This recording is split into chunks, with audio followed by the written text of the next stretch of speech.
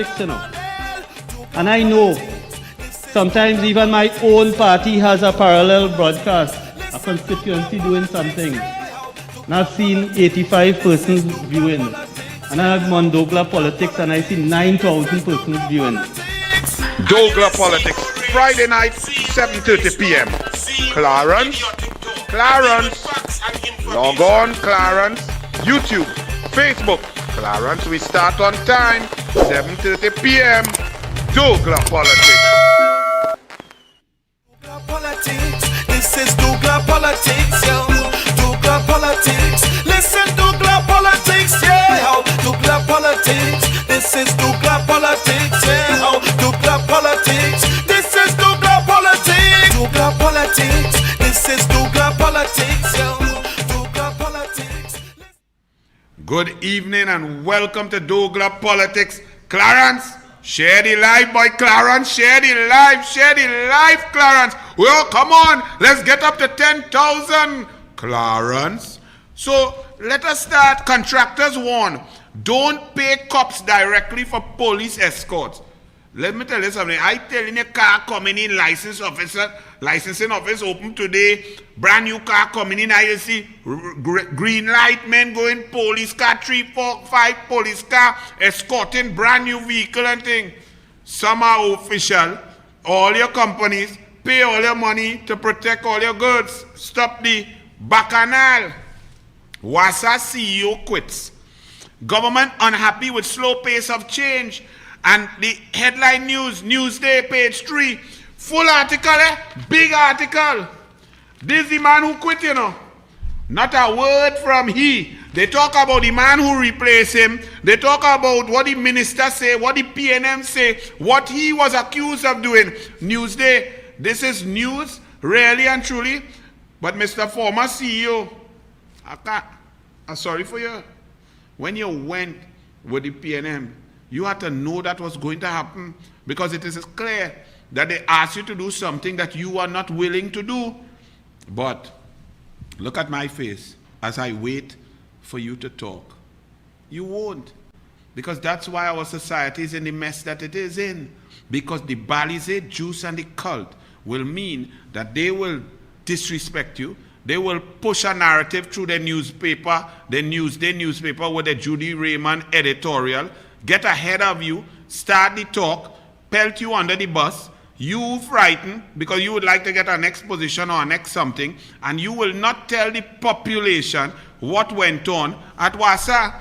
So you're on your own because you don't want to talk, you don't want to tell me that it's happened. How many chairmen, chairwomen, how many leaders of boards under the PNM resign, retire, resign, and gone quietly, hoping to get a little chooks.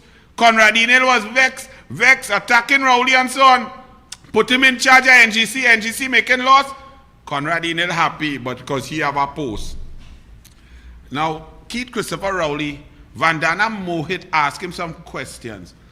Because Vandana Mohit really cares about people, about single mothers and poor people getting a little assistance, because she feels the pain.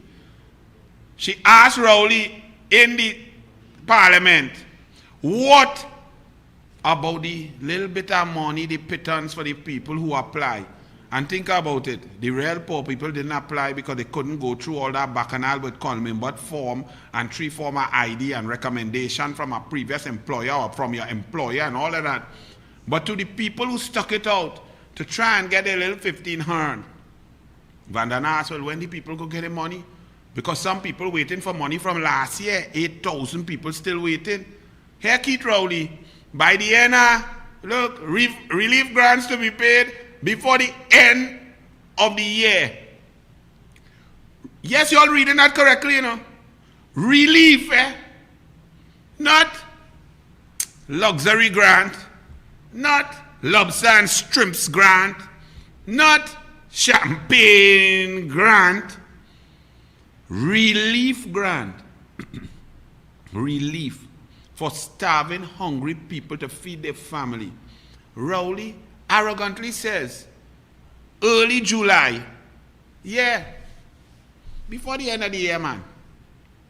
While in the USA, for this quarter, the third round, The IRS has paid out 169 million deposits into bank accounts of U.S. citizens.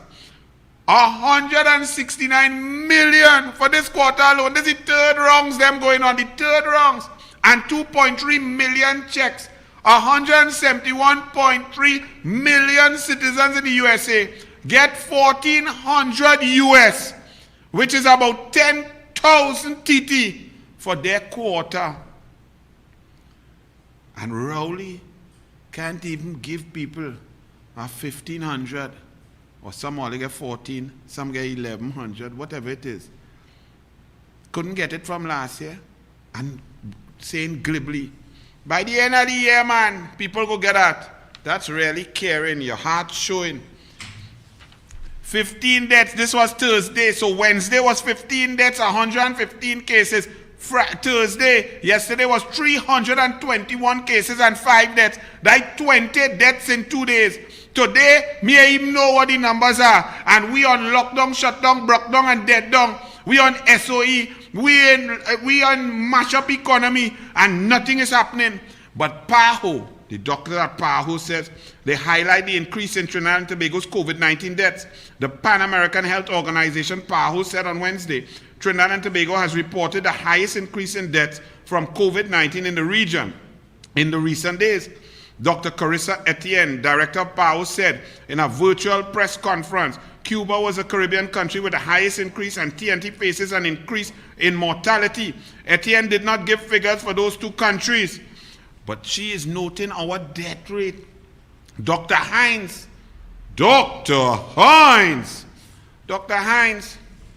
he come to say now, on top of, it's not illegal immigrants bringing COVID. You can't find the illegal immigrants. He ain't swab the nose hole, but he tell we that. Last year, January to April, the increase of 400 respiratory deaths and pulmonary failure and so on, the increase of 400 deaths in that period, that's normal. Easter, yes, the spike was due to the Tobago frolicking in East. No, that wasn't really, it wasn't that, it was really something else. It was a minor spike and maybe vigil and so on. That's this Dr. Hines that the Express trying to tell the population, give him a chance because he is a doctor and he's a professional. If he was a professional, we would not have a problem. You see? But when you play games with people's lives and you play the Rowley Balize Juice game and you dance and twist and then you tell us that Rowley is the only human being in the world who get COVID-19, I ain't ready for that yet. I get COVID-19 when he had stuffy nose and sneezing, he had a little runny nose, and he was supposed to take the jab, and then he didn't take the jab, and then he was the only human being who had a period to wait before getting jab. Nowhere else in the world has 6 months. All you jump out and tell me about Rowley could take the jab in September. Nobody asked all of that, nobody care. And that is not science. Show me the science. But we continue to leave our lives in the hands of people like Dr. Hines, who does not answer questions, who plays with statistics and plays games. Look at this doctor now. I don't know the man, but all I know is when I read this man, I get information without emotion, without any coloring, without any seasoning. Who is this man? He's a COVID-19 response team member in the office of the County Medical Officer of Health, Dr. Anthony Thompson, in Tobago, right? Dr. Anthony Thompson.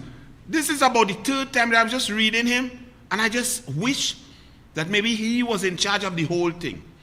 Because he just come out, it ain't no politics, it ain't no simi-dimi, it ain't no try to say to change incubation period from 14 down to 2 days because Rowley get COVID and then 35 people get it and Franklin can't dead and you're trying to shift it and then you want to know what Parashram say and did who Parashram tell and he did, I told them but them didn't take me on and then Parashram come to say, well it's not really them, I told you all the people and all you didn't take me on and all you went to Tobago but it really wasn't 50,000 went to Tobago, it was 25,000 went and come. That is the games that is going on. But this man, hear this man, Dr. Anthony Thompson, a pure professional. Me know the man, nor do I need to know the man. Pointing at the averages for both the active case 7-day average and the new cases 7-day average, he said that they had begun to climb again. In terms of the sample positivity rate, which rebounded last week, it continues to rise and is now just below 25%. Now, of course, all these indicators show that the wave of infections in Tobago that we are experiencing is going in the wrong direction. In terms of weekly numbers of the new cases, after sustaining 2 weeks of decline and a slight increase last week, we now have a more steep rise. Pure science, end of story. Dr. Anthony Thompson. That's all we ask for. This set of makeup, flirtatious, put on mask, come with an next mask, and you on tree board, the PNM paying your stipend, you don't want to answer question, you're playing games, you shimmy them in. For what? 321 new COVID-19 cases and 5 deaths. Wow. From that doctor, hear this doctor now. Let's go back to Dr. Hines. Here, Dr. Hines. All of us knew there was a fiasco where the PNM government under Rowley and Convangale told the population, come for vaccine, first come, first serve. Them had no vaccine, you know. But they tell the people come out. On June 9th. June 9th, they came out. They then say June 10th, come from A to E, not knowing that A to E is about 28,000 people and them only bring out 50 by 36 vaccine. 1,800 vaccine them bring out for 28,000 people, and next thing, and only the elderly, 60 and above and so on. And the next day it happened, 3 full days of super spreader events. I showed you all before, and I will show you all again just to make sure all you know the Douglas not coming to know shimmy-dimmy. We're talking pure science and pure facts. I showed you all the spike and the increase. And we're seeing again 321 cases now, because as Dr. Parasram said, when you have a small spike, it increases geometrically. But here our Dr. Hines, that the Express says that Kamala should not criticize because he's just a professional public servant doing his job. Express, why you don't ask him if he got a PNM scholarship from Joe Newell Williams with the next senator who feels she mouth big, who can't get no seat up in Arima. I keep forgetting she name, you know. Lezama Lisek. How you going? Husband get PNM fire? What happened? All right. There was a steady increase over a period that preceded that lining up for vaccines for a time period that was actually reasonably short. We made a point to look for an increase or a bump or a spike at the 2-week mark after that event, and actually did not see one. The event occurred on the 9th, put it up now, 10th, and 11th. Let's go, put it up big, forget Anil. I don't want to see myself. I want my people see the numbers. Because Dr. Hines, he didn't see the spike. So y'all, let's all go together now and see if you notice a spike. These are the raw figures. Put it up bigger, Archie. Like you're frightened to spread the thing. Open it up. Let's go to June 9th. Right. Archie, right. Look, June 9th. 9th of the 6th, 2021. Okay. There were 454 cases, 17 deaths. Okay. That, the 9th, 10th, and 11th, those were the days when they tell we people, especially old people over 60, come for vaccine. All right. So we had been on lockdown, shutdown, and broke down. Go up slowly now, and you could see a steady decrease after those 3 days from the cumulative effects of the lockdown, shutdown, and broke down. We were starting to see some improvement, going down from 316 down to 259. You're going down, you're seeing 227. Around the 20th and the 21st, we see, 106 and 148. That's on the 21st. So that was about the 7th. So the 2 weeks before that we had been on lockdown and state of emergency and we sacrificing $5 billion per month. Look, some benefit coming. Is it worth the opportunity cost of the $5 billion? That's for you all to decide. But look, something is happening. It's going down 106, 148 and so on. But then, look what starts to happen. The 22nd, it's 13 days after the 9th. It goes back up. It doubles from the 20th, 106 up to 215. It goes up on the 23rd, 225. The 23rd was exactly 14 days after the super spreader event. It then continues 222, which is about the same. Then it jumps up to 346, where on the 20th we were at 100. Keep going up now, Archie. And 346, 264, 294, right? And there we go. Keep going to the other one now. And we see that the deaths started to rise and continue. Blow up that now. And we continuing from that spike now. From this spike, we're following Dr. Parasram science. When there is a spike or super spreader event, there you will see an increase, and then you will start to see a second increase, a geometric increase. And look at that now. We on July 236, then we have a 124, 160, and this is their statistics, right?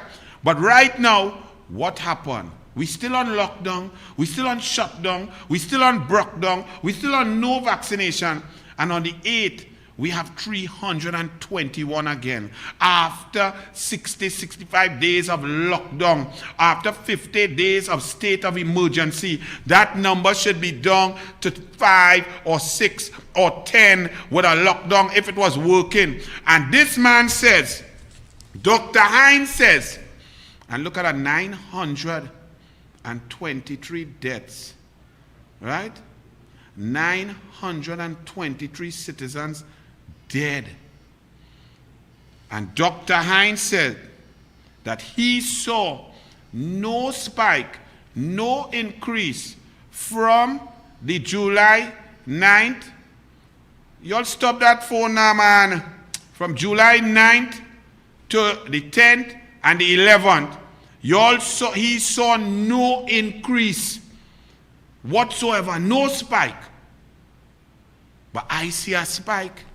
Did you see a spike? Did you see an increase?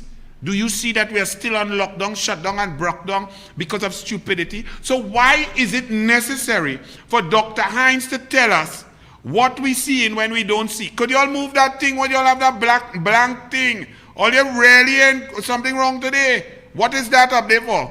The 923 deaths. Okay. Thank you.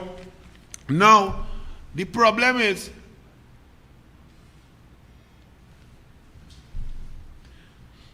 the problem here is, why, Dr. Hines? Why? Dr. Hines, why? What are you doing this for? And let's remind you of some of the things that you have done.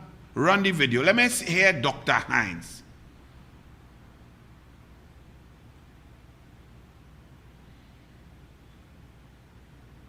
Taken by age group, cases have generally been recorded as highest among the 25 to 49 category who fall within the working class. While the Ministry of Health continues to see a downward trend in new daily cases, epidemiologist Dr. Avery Hines says there is a shift where elderly people are concerned. The over 60 age group has slowly but steadily been increasing over the past, let's say the past month.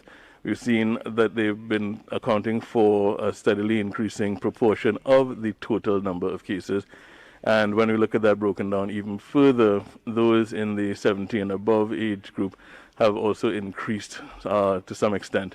COVID-19 can affect the elderly, especially those with comorbidities, at a disproportionate rate.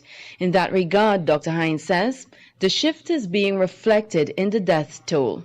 Among the fatalities, we have been seeing that there's been an increase in that over 80 age group, and the overall balance of male to female has swung from being about 75% in the early before March or so, to now just about 60% male and 40% female. And the people over 60 that aren't in elder. The place to be is in Tobago.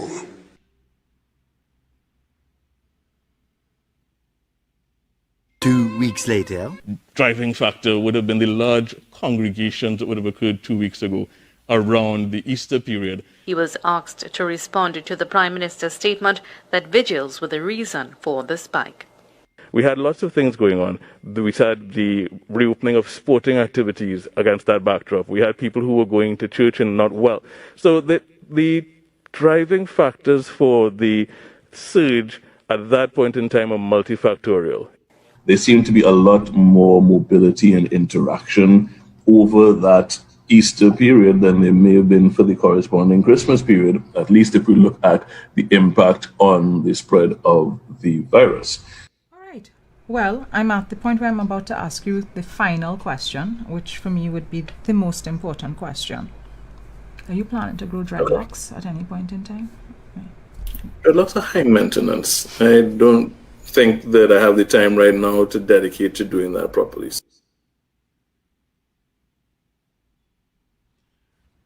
What is this I am looking at here? Dr. Hines? Dr. Apolitical Professional Hines, Dr. Hines of the whole country, Dr. Hines in charge of making rules and laws and giving us information and directing policy for the whole country. Dr. Hines, which is not a political position. Dr. Hines, what is this thing you're on here? Was that your sister, your twin sister? Who is that? Who's that you're talking to? Come to me. Really? Is that Rhoda Barrett? Miss PNM Rhoda Barrett? Who got a walk at NLCB and still has not answered the question, when was the walk advertised? Who got the walk? Who created the position? When did the note go to cabinet? Did it go to PMCD for terms and conditions? What is a person who does conflict or crisis management at NLCB? What's the crisis about losing a lotto or a quick pick? Rhoda Barrett, how these things went on? But I'm not interested in Rhoda Barrett. She's entitled to love her Rowley, love her PNM, talk the most abject nonsense, illogical positions. That's her right. And I defend her right to support who she wants. And she must claim and let you all know that Colmember and LLCB does pay she at least 170,000 a year by 6 years. Okay, so multiply. So she should be a PNM. She should be left foot, right foot. I agree with she. No, I'm not dealing with that. Dr. Hines, how come you end up there? Is that a news program? Is that an impartial, well looked at, politically, apolitical, impartial, journalistic position to be on? How Dr. Hines is there? Express newspaper, I'm asking you now. Because you attack Kamla Persad-Bissessar, because Kamla Persad-Bissessar, based on the evidence put forward by Dr. Hines and others, said that the entire team that has led us into this morass, into this cesspit of death and infection, this team that has played political games with a pandemic, need to go. And you were scathing in your attack of Kamla Persad-Bissessar, stating that these were just mere public servants who were above the fray of politics and should not be treated as such and should be respected, and their impartiality must be upheld. What say you, Express? What is Dr. Hines doing on PNM Balisade Juice Central, where you only drink the juice, you suck the juice, you could eat sugar cane with the juice, and the juice warps your mind? That's the impartial Dr. Hines? Really, Express? Let's hear about it, Dr. Hines now. County Caroni still recording high infection rates, says Hines. As TNT's COVID-19 infections surged earlier this year, County Caroni was identified among those with the highest number of new infections. And while the country's overall number of active cases has continued to fall, Caroni has remained a worrying concern. During the ministry's health, Dr. Avery Hines said, in most of the counties, a downward trend had been observed during weeks 21 and 23, with the exception of counties Caroni and River Mayaro. Dr. Avery Hines, is that necessary? What does that mean, Dr. Hines? County Caroni, UNC, Indian? Are you serious after going on the news source? We know that the news source, there is no differentiation in race and no race talk and no ideals of division on the news, on that thing. It's hard for me to even look. I don't look, but I mean, I had to show you, because I want the Express and the people to know what you are about. County Caroni, you're attacking Caroni, Dr. Hines, really? Seriously? Dr. Hines, tell me about this. No, boy, Archie, boy. Oh, Lord, there's only so much so about. Why you going to do me that? How you going to do me that, boy? Woo. Let me get back my thoughts. Dr. Hines, I need your information on this because you are the scientist.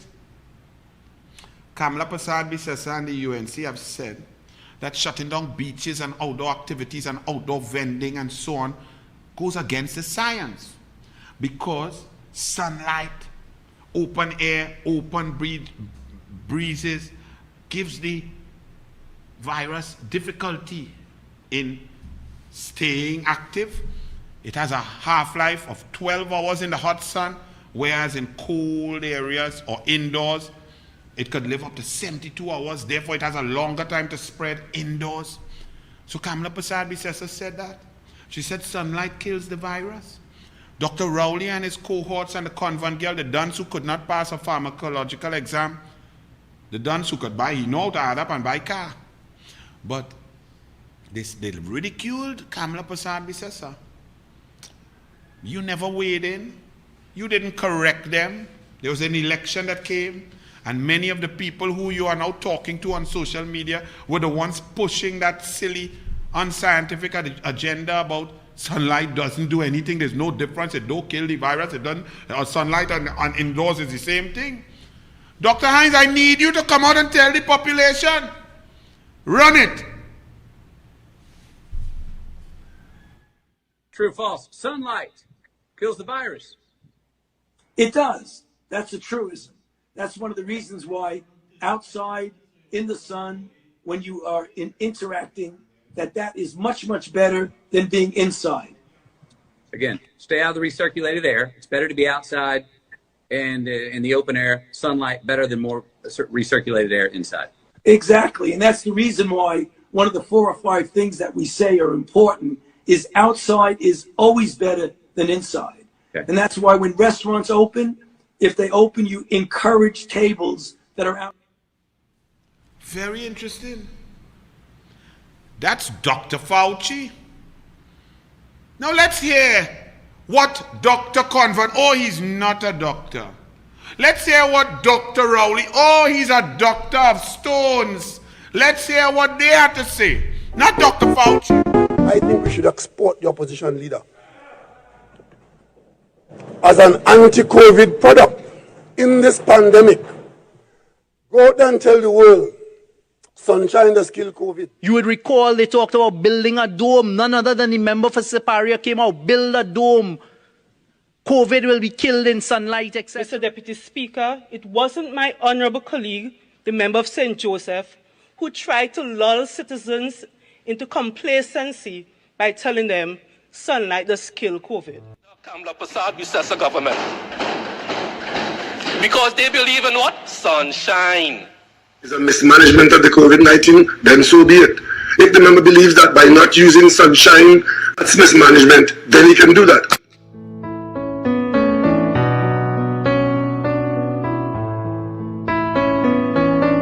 sunlight, sunlight is great. We are so blessed. The climate we have is one of the best in the world. And I repeat again, sunlight will kill COVID-19. Sunlight kills the virus. It does. That's the truth. Sunlight kills the virus. It does. That's the truth. Sunlight kills the virus. It does. That's the truth.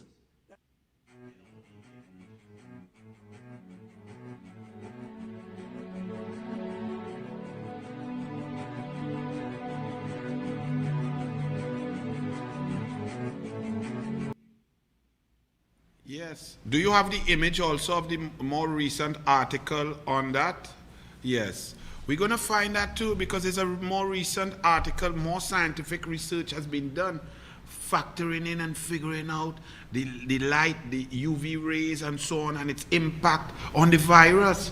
But you have a whole government, a bunch of idiots, talking and ridiculing and playing stupidity and talking about building a dome and sunlight and foolishness. And we are on lockdown, shut down, broke down, starved down, dead down, all locked up inside.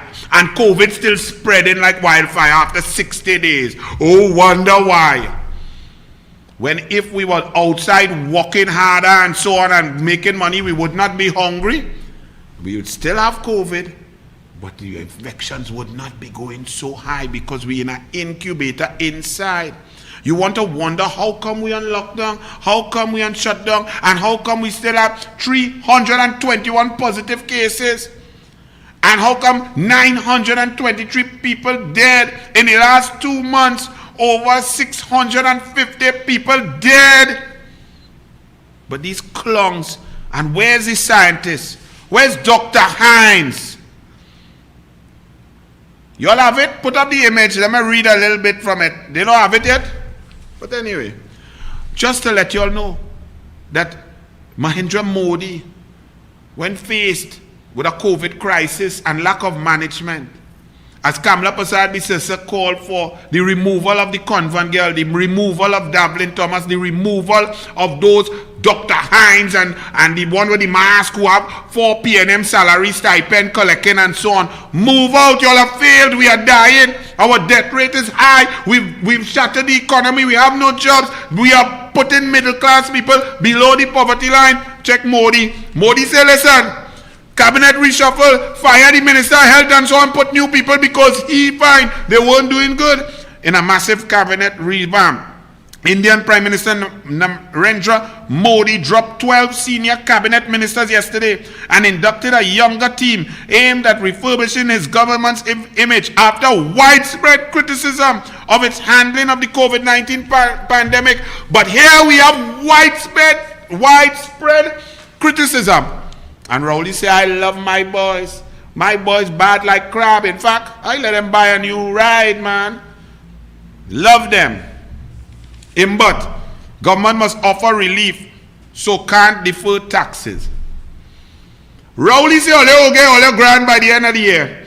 But say, no deferring of taxes, no nothing. No, let them pay all your thing. You have no economy, no jobs, you're not open, but you have to pay a tax. But say, because they have to pay relief. Really? Out of the $23 billion them take out all the money, how much was allocated for relief? 425 million. The 22.6 billion short. And they said that they still collected all their tax because they had to give poor people relief. The Minister of Social Development telling people they're greedy for going for hamper. Finance Minister Coleman Butter said government cannot defer the collection of taxes because it provides an invaluable revenue stream which allows it to offer relief to people who have been affected by COVID-19. So you people who are hungry and starving, you are the reason why Imbat still have to collect tax. Not the payment for airport in Tobago with no travel. I supposed to go Jamaica to do Olympics coverage with Sportsmax. Them Jamaica say no, Chunika come there. We on the red list till August. So I have to stay right here and do it. So understand what we are talking about. But them building an airport in Tobago with Chinese laborers. They pay out 183 million to whom we don't know. The airport increased from 300 million to 1.2 billion. No tourists coming. We not in no bubble. COVID-19 mashing up Tobago because Rowley invite Trini to go there and spread COVID, and Tobagonian dead in. They had a bill. They had to pay the rental for Al-Rawi and his family. But the Bolin, they had to collect taxes to pay, give you hamper. They had to pay UDCOT. UDCOT had a building. They had to refurbish the community, the old Ministry of Community Development, where Dr. Hines probably got a scholarship. I don't know. I keep asking, but all they don't want to answer. The Ministry of Sport building, they do it. But government to continue subsidizing fuel until economic improvement. I hope you all believe this, Dwayne, you know. At this point in time, government will continue subsidizing the price of diesel fuel until the economic situation improves. And the administration will also change the law to protect the public if petrol dealers engage in cartel arrangement. So, he bring in a law that he feel it could have cartel. But at the same time he bring the law, he didn't bring the law to prevent cartel, you know. He say, vibes, hold it. If cartel reach, I will come back in the parliament and bring things to mash up cartel with Mavado. That is him but for all you. All you want to, let me vote, man. Vote. All you think sweet too bad because they know all you. They saucy with all you. And Kamala Prasad Bissessa warns of increasing fuel prices across USA and in the world. 40% hike in fuel prices already. Aggregate demand is beginning to go up. Planes flying, factories working, trucks starting to move, deliveries making, fuel price going up. You are now unprotected because the Dwayne took away your protection. But he had to tax you because he want to give all your hamper. Not he want to pay Al-Rawi and them rent. Oh Lord, well, we could always depend. If in trouble, depend on this guy. This guy will save you. I don't know if you could press that one magnify. I just want the people to see the Savior that's coming to fight on their behalf, Archie. Just magnify it now. Let them see him now, man. While they're moving slow. Press it, Archie. Show them the Roger. Roger is coming. He's saying to Imbot and Rowley, who he put there, look at him. Roger, your superhero is coming to save you. Keep fuel subsidy. Go back. if what happen with he, them mama guy them twist he up, he lean to the left, them push he to the right, and them take that he, oh you're getting refinery. The man take out the money, the union money, spend out the money, do all kind of thing with the money, nothing for he, you know. He coming now, 10,898 people lost work, 5,369 permanent, and 6,000 nearly temporary part-time workers, plus contractors, plus people who working on the fence line. But he coming to help all your fuel subsidy. The PNM talking arrogantly. Yeah, small pin. Come now, what a bill I know. Yes, dunce. We are number one in COVID. Sunlight. We have it under control. I have full confidence in Confident Girl. The high cost of baking bread going up. Restaurants reeling. Guardian, BG5, Thursday, July 5th, 1.5 billion lost in sales. Then here comes Stuart Smallpin Young. He went to Houston with Rowley. He led the negotiation in the gas price. The upstreamers make 67% more profit. We shut down, lockdown, broke down, and everything mash up. Point liters mash up. 11 companies gone. Now NGC make a loss for the first of all, the profit went down from $2 billion US to 300 million in 2017-18. 18-19 loss. Now 19-20 lost 4.2 billion. Small pin come to say, that is Kamala. He said like Kamala, this man say, Young say, that the negotiation with Mitsubishi and the UNC caused the collapse and the loss of NGC. But let me ask you this, because I don't like to waste time with this dotish, small pin, funky fong beard, car buying, arrogant dunce, right? But let me just read what the dunce say now. Young referred to a 2-day trip, a 2-day visit he made to Japan in 2015 to renegotiate the deal. So who I don't, you know, and then we just talk that I cannot continue to let you all know how dotish these people are. So he renegotiated the deal.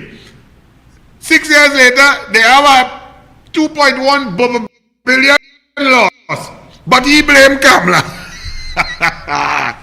Mitsubishi contract to cost TNT billions. But this is the point. And Frank Lukim, Mark Loquan, anybody in energy understands that the key point of the demise of NGC, the profits, Trinidad and Tobago's energy revenue from gas, was a Houston trip that was not taken by Franklin Kahn. It was taken by Keith Christopher Rowley and Small Pin, where they went to Houston and met with the upstreamers, those people who are sucking the gas out of the ground. They usurped the authority of the NGC and employees, the public servants, the intelligence one, who were fighting and battling for negotiation because they know the future predictions, they know the markets, they know what they could, their margins and so on, and they were fighting hard. That's a good negotiation. Rowley and Smallpin went and say, hey, come man, we go settle this, eat some shrimps, drink some scotch and come back from Houston. And since then, total collapse. Those are the facts. Facts are stubborn things. So forget Kamla now. Run the video. Let me remind you about Rowley and Smallpin dances together.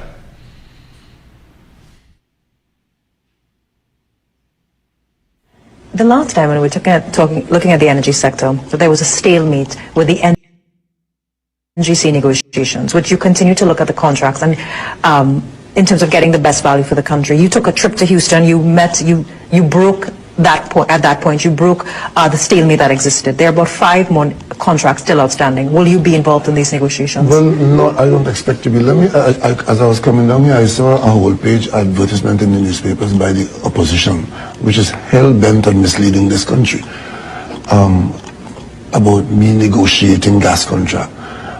What had happened is that the two parties, NGC negotiates gas contracts for this country, the National Gas Company. And in that company, you have the experts who do it and their advisors. I do not get involved with the actual price of the negotiation or that's not my job. As the Prime Minister has said on countless occasions, as I have said on countless occasions, as the Minister of Energy has said on countless occasions prior to today, the Prime Minister did not engage in negotiations of gas prices. He did not engage in those discussions in Houston in 2017. When I went to Houston 2 or 3 months ago with Minister Young on a mission to meet BP, Shell, EOG, and also Exxon, because Exxon is not producing here, but the other 3. BP, our major supplier, Shell, the new big player that bought out BG, and EOG, our second largest gas producer. I went to Houston and concluded the negotiations that had been going on. And we agreed on a gas price across the board.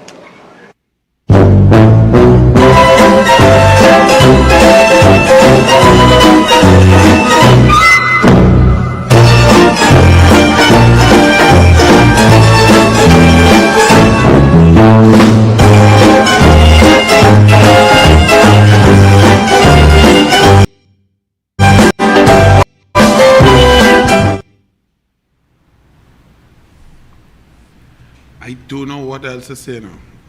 My people, my country. At what point? You know when you're going to court and you're on the witness stand and the defense attorney or the opposing attorney catch you lying, bam, whether it's jury trial or judge, if you get caught lying once, they could discard your whole testimony. What has happened when you get catch lying 475 times in 6 years? What has happened? And then the next one, he ain't done there, no small pen, Goatee man.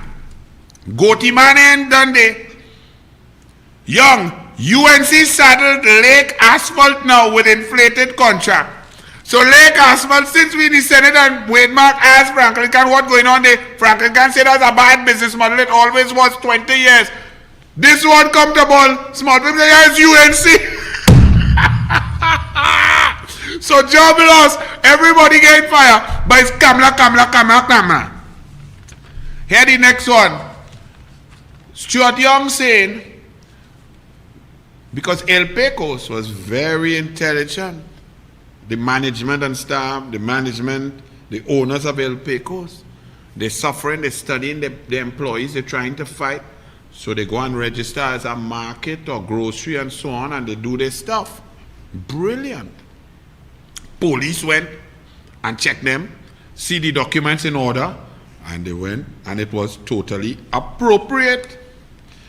But simultaneously, Minister of Everything, Gary Sobers, the small pin of Rowley K-Pax, embarrassing himself just like the mask fiasco, why we have to still wear masks with we family in the car. You could kiss up your child, hug up your wife, you could have just love up your wife in the house, but when you get in your car, all you have to put on mask. Because small pin the idiot, while we was in the Senate with the next makeup wearing one, I'll recuse her. He say in a press conference, yes, you have to wear it in the mask, in the car. While Al-Rawi say, nah, that don't make sense.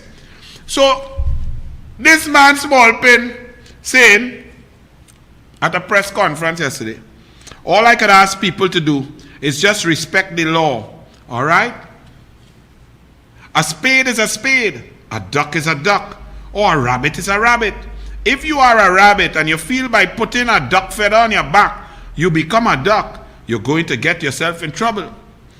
Yes, and if you get pelted upside down in a dustbin, they call you dustbin terrier. They put anything on your back. Eh? So respect the law. If you know you're a restaurant and you've been selling food as a restaurant for all the time, and in particular as a takeout restaurant, don't just go and put some, I don't know, I couldn't spot what it is, and call yourself a market. Right? That's what he said. So don't just go and change up your thing just on hoodwick. But look at something. Pop that image there for me, because I'm confused. What is that? According to Stuart, El Pecos can't become a grocery. But his brother company can suddenly become a bank. Oh Lord, and all you vote for that, masses of y'all who hungry and starving, all you vote for that, what you want me say? Me ain't vote for that clown, no his brother, no his father, no his small pin, me ain't care about them. But, take down that clown now. As it turned out, the law did turn up at the doors of take down that now boy of Woodbrook Restaurant Grocery Hybrid. But it did not shut down the operations, as they had officially been registered as a grocery on June 24th. The police confirmed, as a result of the documentation seen and copies made, the police left the premises and no action was taken. Wait, all are going too quick. Cool it. No action was taken. But then small pin come and talk a big hoodwink thing about rabbit and feather, and which rabbit are small pin and which are bigger pin, and which rabbit, if the big pin rabbit gone by the small pin rabbit girl, pressure start. That's what he come here to talk. So he come now as the big Sawati of the Rowley government, embarrass himself because the police went by El Pecos, check out the documentation, found all was in good order, and allowed them to proceed. But not in this beautiful Trinidad and Tobago, not in this beautiful Twin Island Republic, the Stuart Small Pin, the holder the cherisher of Rowley's K-Pax, can't be wrong. So what's going to happen, you all think? The police, let me see. Senior Superintendent Kelvin Thompson, head of the Western Division, sent a team of officers to El Pecos after receiving photographs of their operations. The officers arrived and met the owner, who showed documentation. He had registered El Pecos as a grocery, effective June 24th. Legal, legitimate, bona fide. The police confirmed, as a result of the documentation seen and copies made, the police left the premises and no action was taken. Then Small Pin talky big talk. Look what happened just now. Earlier, about an hour and a half ago. Run it there, Archie. Look what happened.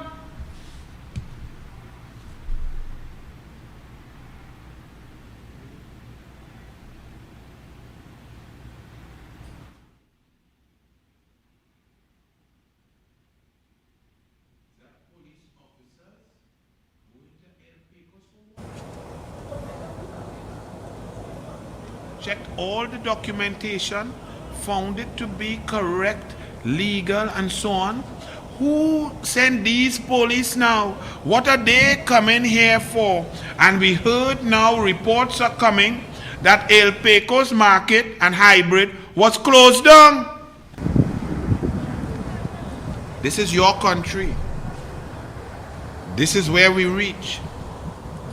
Some people could have a wedding and spread COVID and line, and other people get face down on the ground. Some people could walk around without mask and do what they want when they want, and others get charged $1,000 and lock up. Some people could just be walking down the street and get police just and start to rough them up. Some other police could see that, fast forward the tape and go on a TV show and talk one bag of nonsense when them was in a room with 13 men without mask, brain like donkey, and dribbling on each other. That is your country. And while they talk about luxury vehicle furor. You know why so much furor, but all right, furor, because of course it's insensitive. People suffering, people starving, all they buying it. But that's, you all now know the PNM insensitive. But all you greedy for wanting hamper, all you double dipping, how all you could go for grant, what all you want, you all want too much, what you doing? Nah man, all you didn't know that? You didn't know they didn't want no laptop for your children? They didn't want to spend on sport? They didn't want to spend on differently abled children? They didn't want to build school? They didn't want to do nothing to help all of you all have to wean yourself off the government? All you now know them heartless? Because people starving, they may go buy car. But people starving and them getting their rent. People starving and they get 38 million to outfit their own billion. People starving and them Noel Garcia spending and billing thing all over the place, one man. People starving and them recusing themselves 92 times.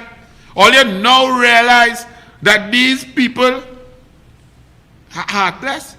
And Guardian, this is what you find to put on the front page about them two boy car.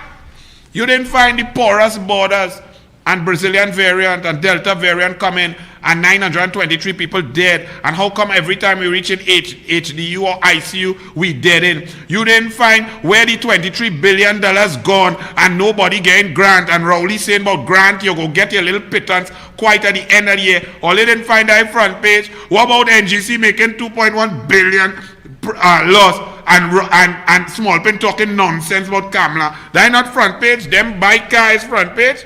Well, I happy for all you. But the question I have to ask, as I said, licensing office open today. Right? They sent out a memorandum about 2 days ago. And it opened today. But that's all right.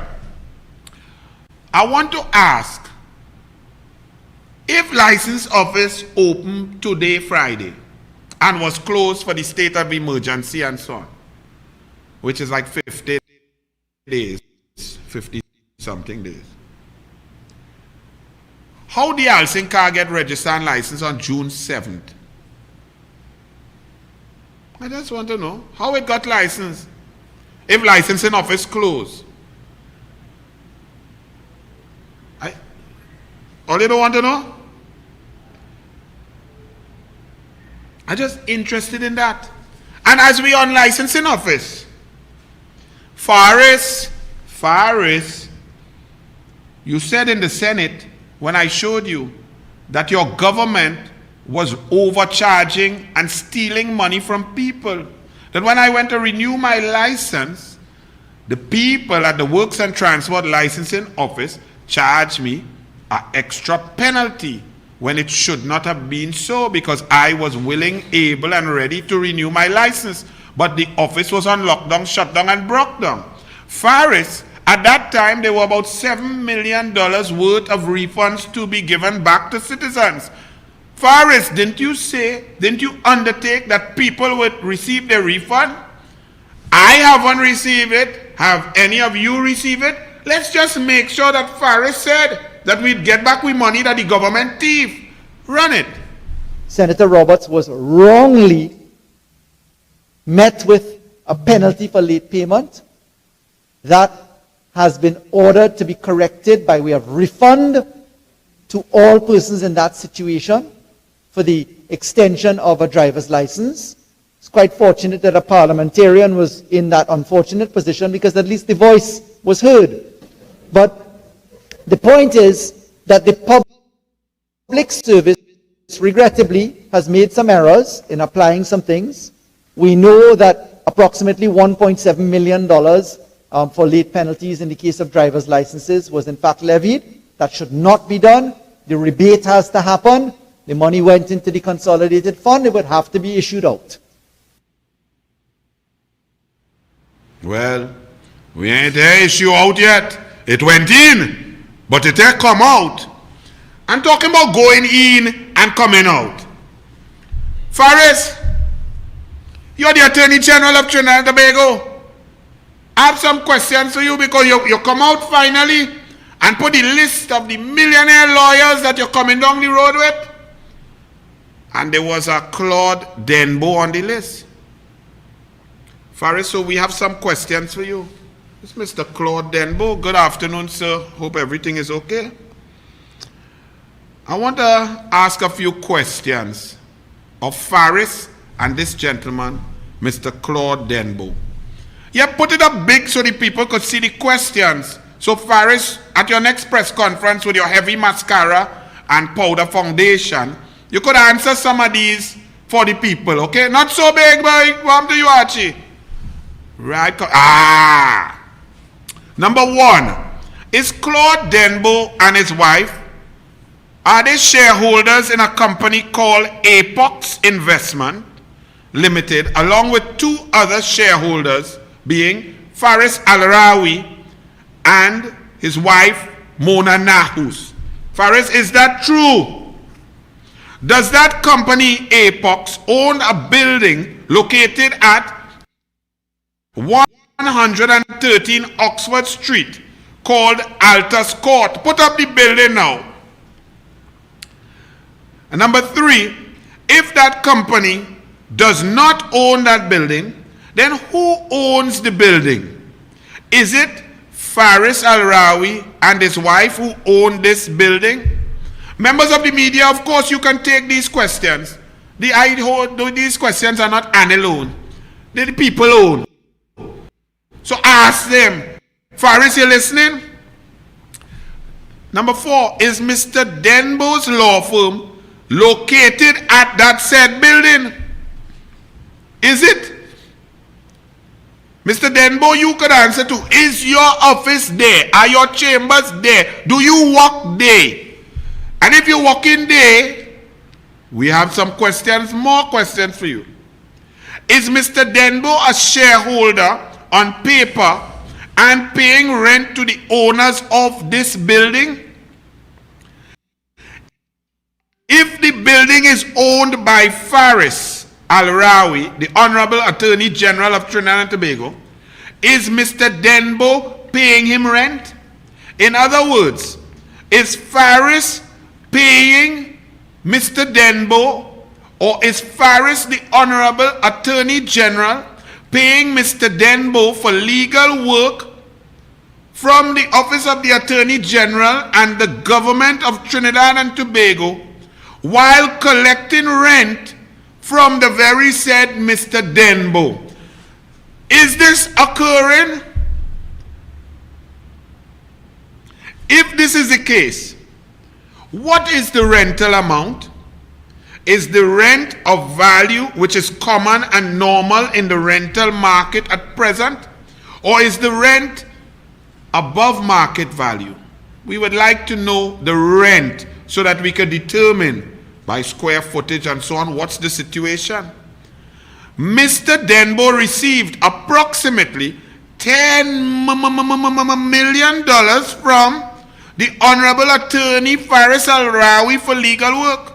So is Faris Al-Rawi giving legal work to his business partners or to his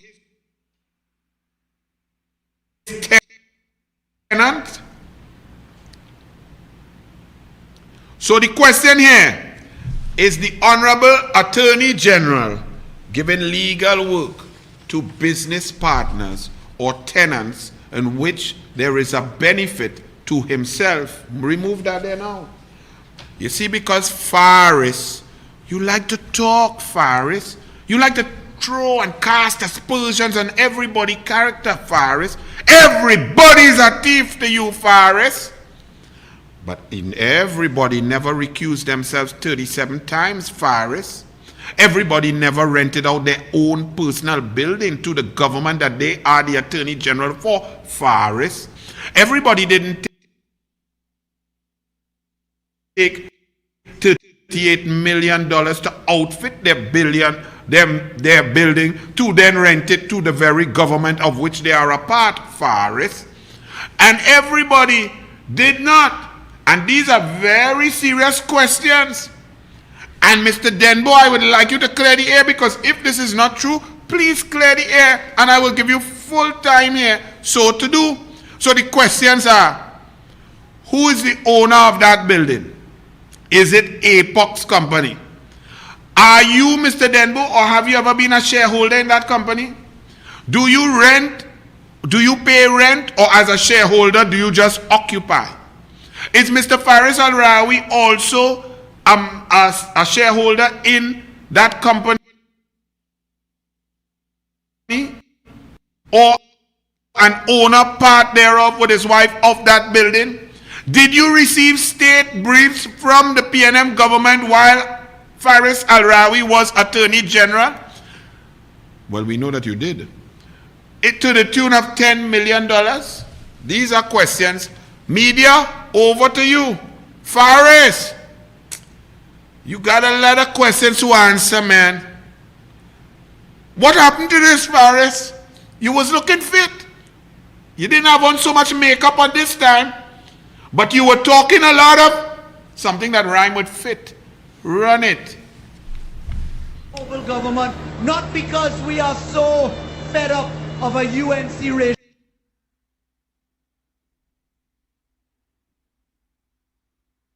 regime, but because we have policy, we have process, we have transparency, we have people that can withstand scrutiny.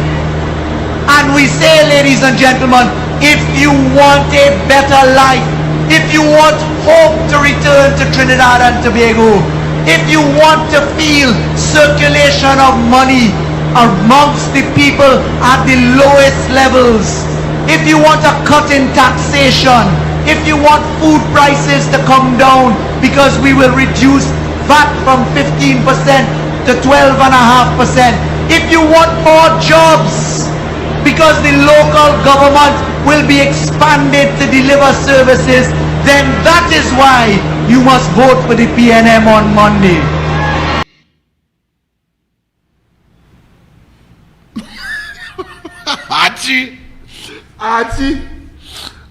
Archie, run that again.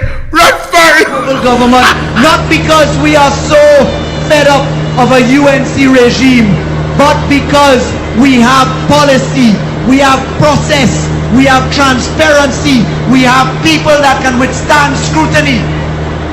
And we say, ladies and gentlemen, if you want a better life, if you want hope to return to Trinidad and Tobago, if you want to feel circulation of money amongst the people at the lowest levels, if you want a cut in taxation, if you want food prices to come down because we will reduce VAT from 15% to 12.5%, if you want more jobs because the local government will be expanded to deliver services, then that is why you must vote for the PNM on Monday.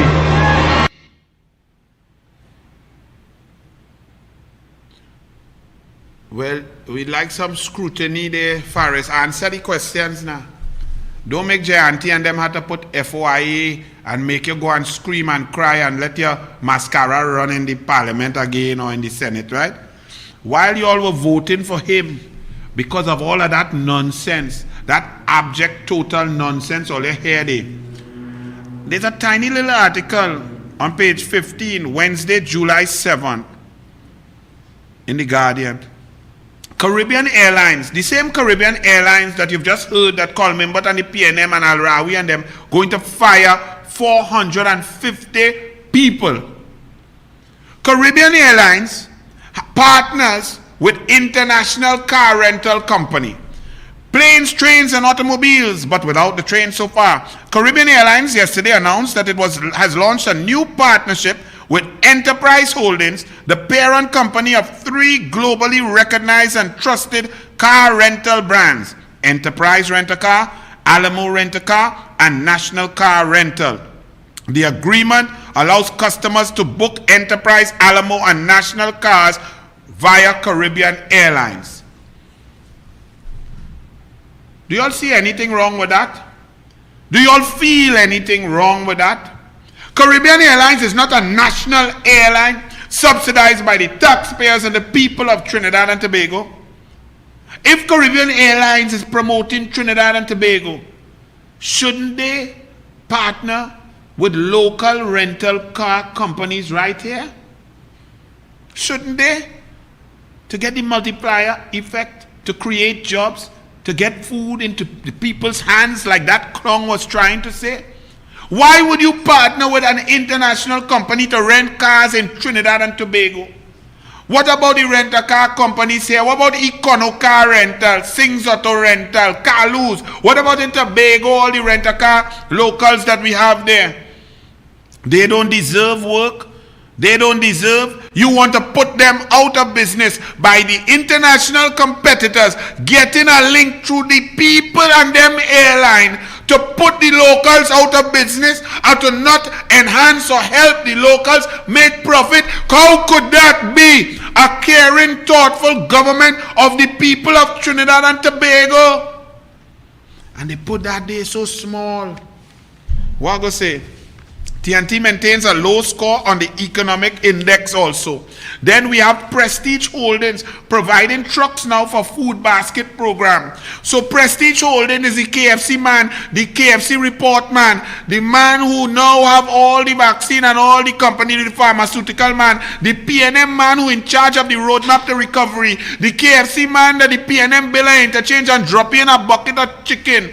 Them now, the PNM that giving poor people food, and he, the KFC man, give his employees a Pepsi Jalita and 2 pie, $150 a week, and then take it away and tell them come and take a loan that them go to pay back when they start back to work.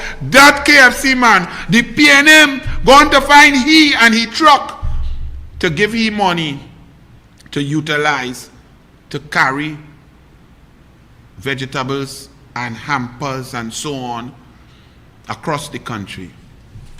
Where was the tender?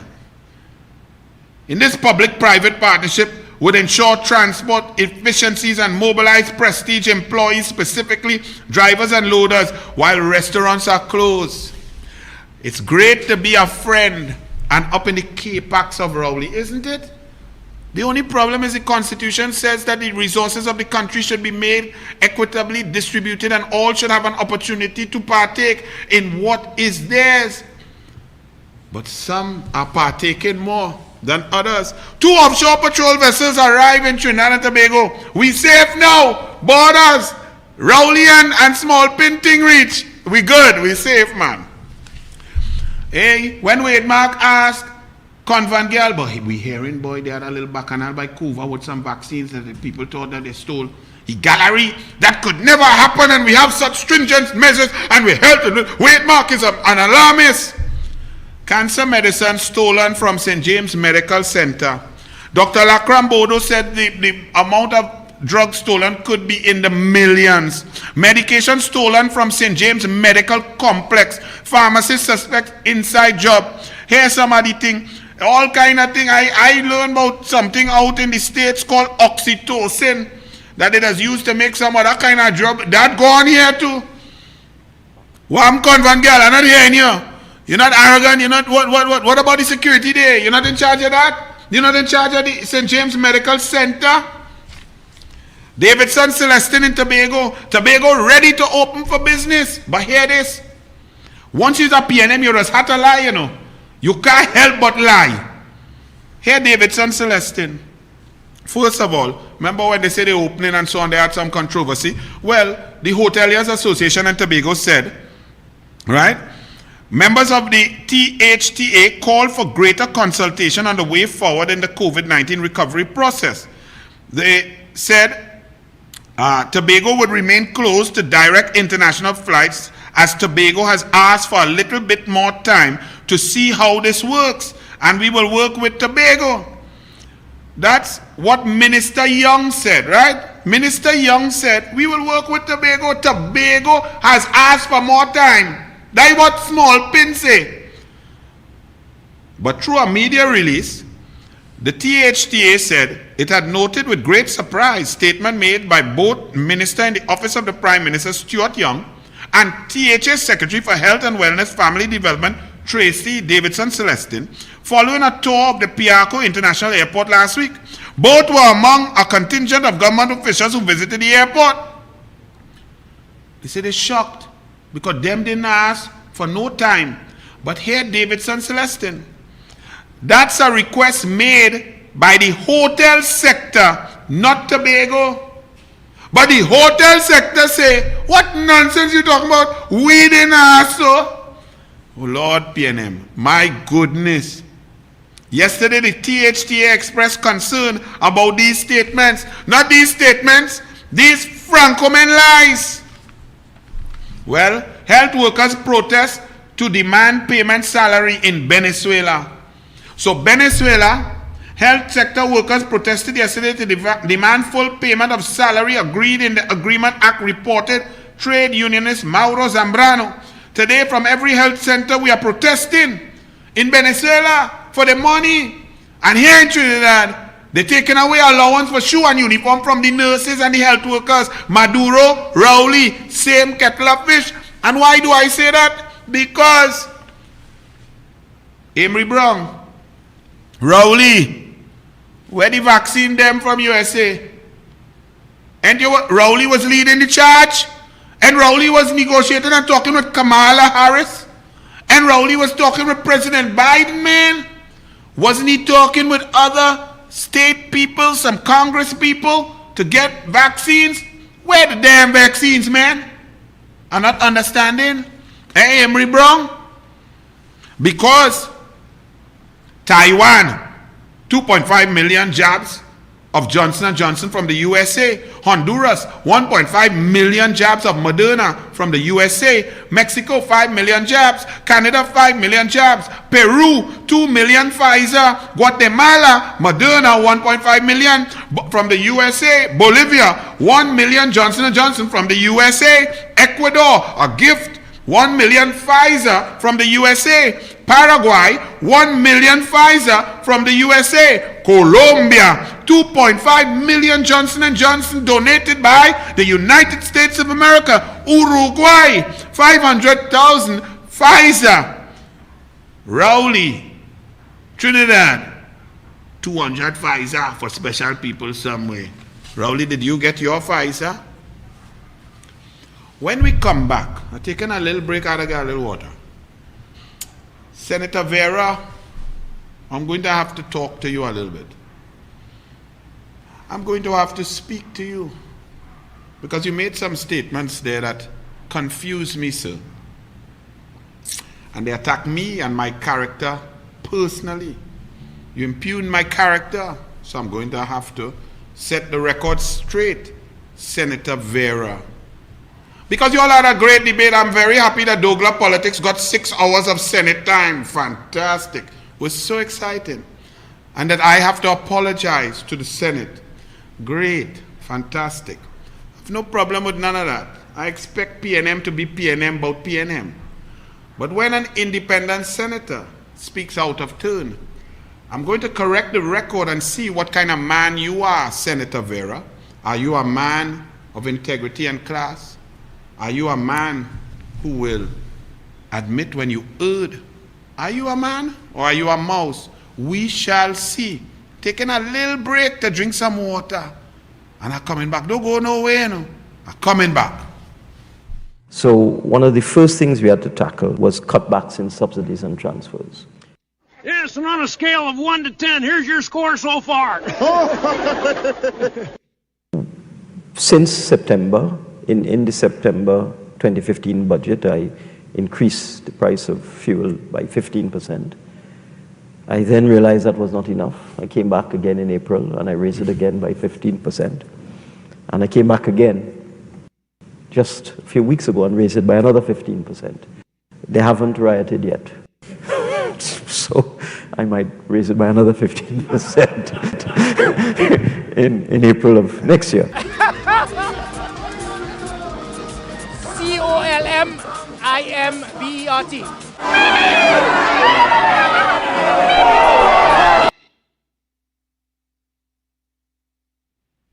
Yes, so Senator Vera, I'm reading in the Express some of your comments. I'm not interested in 98% of it, but I am interested in some conclusions that you came to, Senator Vera. Express page 16, and I also checked the Hansard to ensure that the Express did not misprint your words or misprint your calypso. Page 16, Friday 9 July 2021. Noting Roberts's given reason for his failing to attend meetings of the Privileges Committee, that he suffered from asthma and was fearful of contracted COVID, Vera said the record would show that during the period between the occurrence of the offending incident and the committee's final deliberations, Roberts attended a number of Senate sittings in person, as well as participated virtually in a number of Joint Select Committee meetings. Now let me just correct the record for you, Senator Vera. The first meeting of the Committee of Privileges I was invited to was on the 23rd of April. My attorney, Kyle Taklal Singh, wrote to the committee because at that time the regulations were 5 people. The COVID regulations, the law of the land in a public setting. And we noted that the committee itself was more than 5 people, plus the recorders and the secretariat, plus myself and my 2 advisors. We were somewhere up at 10, 11 or 12 people. And we wrote to request clarification and the positioning on what was going, as well as mentioning that in this COVID-19 situation, that Zoom and virtual meetings had become the norm. The committee ignored the correspondence from my attorney, did not respond at all. After the meeting, after the 23rd, and they held a meeting, whatever they did, they sent communication to say that I refused to come to the meeting and that they don't recognize correspondence from an attorney representing me. Suffice it to say that henceforward, from that position, my attorney Kyle, when he would send me information, I would also send it and say, I adopt all of this information, and I would also write it from myself to avoid confusion. Because at every juncture, I would love to participate. I have no problem in participation. The only Senate sitting, this next Senate sitting of the Senate, Senator Vera, was the 27th of April. I was in attendance at that sitting of the Senate. On May 3rd, the Honorable Prime Minister Keith Christopher Rowley came to the population and laid down the lockdown rules, which changed the perception and the concept and the position of the COVID-19 threat.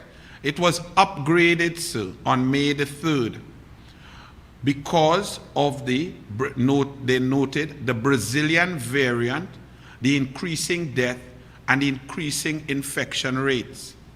On May 6th, I had an appointment with my doctor, one of my doctors, who was advising me during this COVID-19 pandemic, advising me on what vaccine to take, when to take, how to move, and how to operate. And with the new Brazilian variant, I was instructed to, in short, keep my tail home. Okay. So therefore, sir, I did not attend any more sittings of the Senate, Honorable Senator. I will just go through them for you. May 11th was the next sitting after the 27th. My last sitting was the 27th of April. May 11th sitting, I was absent because of my asthmatic condition, and I could not go to a public place, and my doctor advised me to keep my tail home. So I requested leave from the sitting of the Senate. On the 11th, the next sitting was the 18th, I was absent. June 11th, 15th, 18th, 21st, 22nd, 30th, absent. July 5th, 6th, and 7th, absent from sittings of the Senate, sir. Sittings that are very important and very critical, debating bills that I have great passion for. Liberalization of the fuel economy, the fuel subsidy, pepper spray bills, domestic violence bills, very important bills. I was not there, sir. So when you say and you state quite categorically that the record would show that during the period between the occurrence of the offending incident and the committee's final deliberations, Roberts attended a number of Senate sittings in person, that is false. I know that you would not, on purpose, you wouldn't mislead the Senate, but that's false. But then you went on to say, as well as participated virtually. Yes, I participated virtually in every Joint Select Committee. I am a member of the Joint Select Committee on Energy, on Foreign Affairs, on Land and Infrastructure, and Local Government Reform, because I could handle being at home virtually on Zoom doing my work. The problem with COVID-19 and asthma comes with infection and public spaces and interaction with human beings. Senator Vera. Senator Vera continued. To be frank, he said, when I read this report last night, that alone shows, sir, that you read it the night before. Maybe you didn't read it. Maybe you didn't investigate. Maybe you didn't realize. Maybe it was a one-sided report. Maybe you didn't get all of the information. So I'm giving you now, so that if you choose so to do, you can correct the record. Senator Vera said, to be frank, when I read this report last night, I wondered if a tactic was being used to delay until Parliament prorogued, at which point the matter would die, Vera said. And if so, that would be an abuse of process. Senator Vera, with all due respect, you're imputing improper motives to me, Senator Anil O.E. Roberts, a UNC opposition senator. Your words imply that my asthmatic condition maybe does not exist, is not as acute, or I got no advice from my doctor to keep my tail home. Whatever in your mind would lead you to make a statement that I was conducting some sort of scheme to delay because of a silly committee of privileges, nothingness. So I was lying about my asthmatic condition, sir. And you are imputing improper motives on me, that I was trying to use a tactic to delay and to abuse the process. I did no such thing, sir. So what I would tell you now, for your information, since neither you nor the committee asked me for my medical report, doctor's notes, any evidence, any discussion, since there was no communication, and mostly you, sir, you stating that my asthmatic condition, my chronic asthmatic condition does not exist. Everybody who listens to Douglas Politics probably knows about it, but I will give you the information and then you will decide whether your words were wrong, your attack was unwarranted, and you misled the Senate, and what you should do to correct the record. It's up to you, sir. Okay? I was diagnosed with asthma at the age of 6. Since then, I have utilized following medications: Ventolin, Milfonide, Forodil, Symbicort 320, that I use twice a day at a cost of $500 for one. And sometimes under pressure with allergies and dust, I sometimes have to use 2 of those per day. I'm registered at Ali's Pharmacy in West Mall and Superfarm under the program from the manufacturer of the Symbicort, where you buy 3, you get the 4th one free. So you can go there and check. I've also utilized and have on hand a nebulizer. I have 3 children, 2 adult children who have suffered with asthma all of their lives. Unfortunately, genetically, I passed it on. And my baby girl, my younger child, suffers with asthma also. She has to utilize the Bicotide and the Ventolin at times. So that's why I involve her in a lot of swimming and sporting activities. But since the lockdown, she's not been able so to do, so we do a lot of stuff in the house, okay? Because the chronic asthma is a very serious thing. In 2003, I was hospitalized at St. Clair for about 7 days, where I nearly died due to an asthma attack. And my mother was there praying with her Pentecostal people every day there. You should have come and visited. Okay? On 4 separate occasions, I've been to the Port of Spain General Hospital for emergency care. As you know, asthma patients are treated before gunshot wounds because of the critical nature of asthma. In 2010, I went to the World Cup in South Africa, and unfortunately, the Milfonide and Forodil that I had from Novartis, I hope I pronounced the company properly, ran out and got lost in my suitcase. I had no asthma medication, and I almost passed out walking. That's where I first tried the Symbicort. But I had to be hospitalized there, but due to Jack Warner and FIFA, they handled the situation, and I got nebulized and the injection. The reason why I do coffee and doubles and I drink coffee at all hours of the night is that caffeine eases up the airwaves, and it's good for asthmatics. Okay?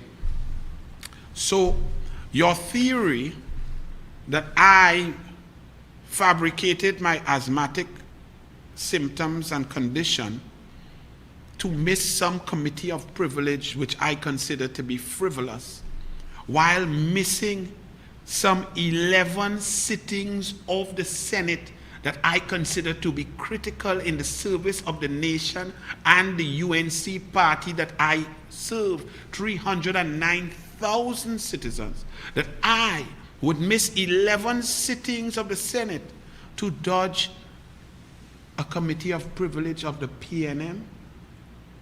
I think you did not think your statements true, sir. You did not think clearly. COVID-19 attacks the lungs. Many people who die because their lungs shut down. They have to go on ventilators to breathe for them. People with asthma, when they go in, getting an attack, they move down to somewhere around 30, 15, 20% lung capacity during an attack. People with chronic asthma like myself, if I do not have my preventative, can be operating at 60%.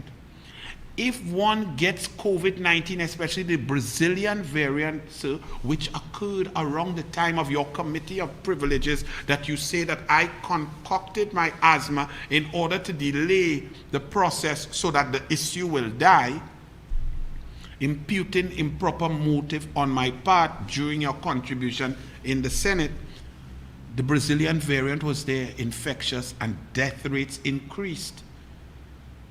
The COVID-19 threat during that period became a higher risk to asthmatic patients. If you bothered to ask, you would have known, and you could have looked at some of your colleagues across the floor and told them to ask Dr. Trotman, a Dr. Trotman who's in the press conferences and so on every day. Dr. Trotman in 2011 did my respiratory test at West Shore Hospital and recommended the Symbicort for me. So if you'd like to go and ask Dr. Trotman, one of the doctors along with Dr. Hines and Dr. Abdul, who's there in the daily COVID-19 press conferences, you can. So, sir, you're an attorney at law, and for you to come to these conclusions, cast aspersions on my character and suggest that I'm faking asthma to dodge punishment, I think it was unjust, it was uncalled for, and I'm calling upon you to see if you have the caliber to apologize, as I've now given you the facts of the situation. And I can tell you that I follow the rules of anything. I played national football. So on the football field, when a referee makes a decision, it's final, whether you agree with it, whether Sterling was kicked down, whether it was a penalty or not, you have to accept the referee's ruling as final, and then you have to pay the price.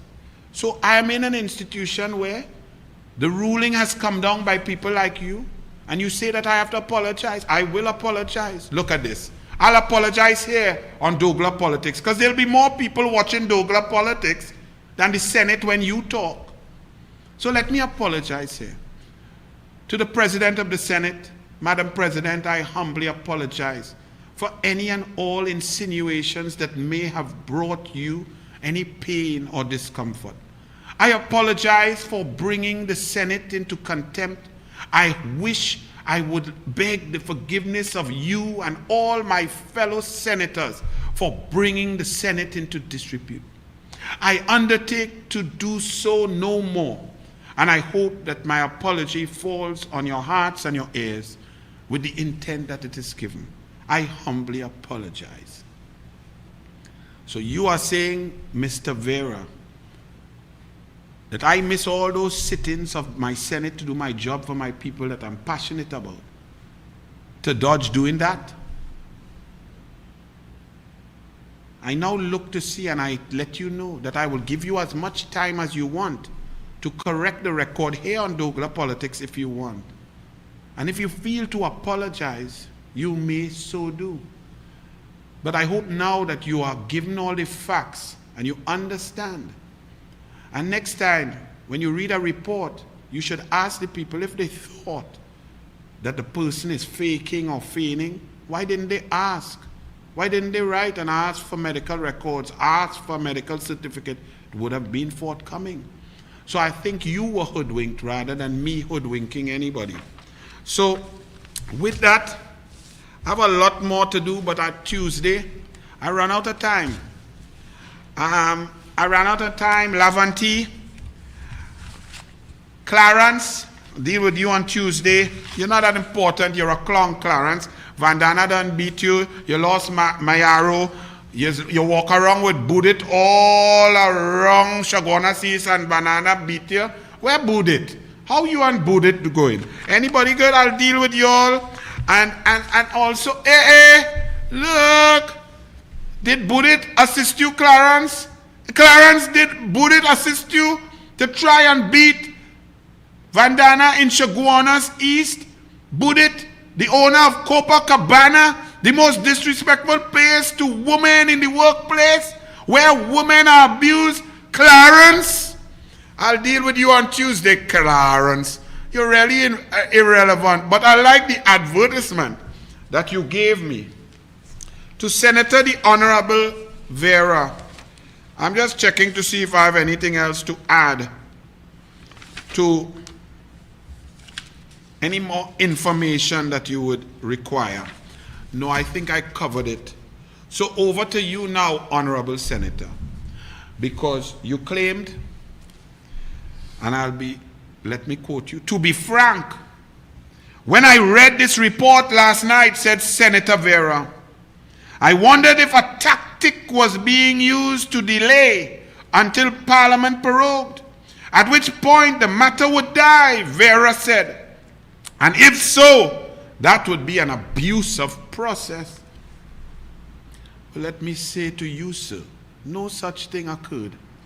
I did not concoct my chronic asthmatic condition that has nearly killed me on 3 occasions, and I've passed on to my children so that I could abuse a process of a privileges committee in the Senate of Trinidad and Tobago. I did no such thing. And I don't know what you will do now that you know that you erred in your accusation and your attack on my character within the Senate.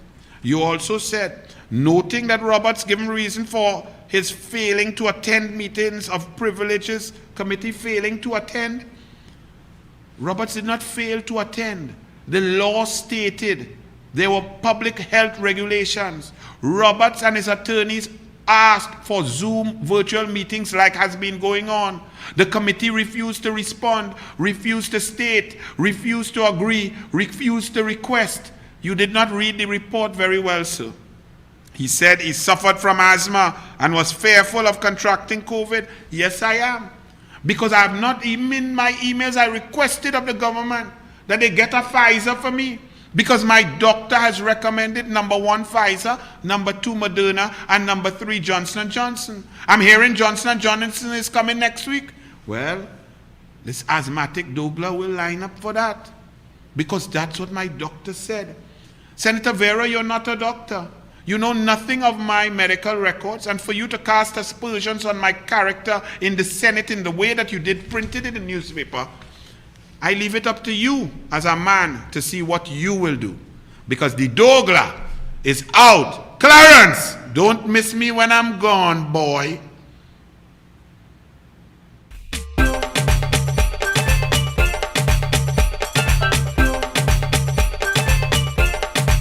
Douglas politics, we don't get no kicks.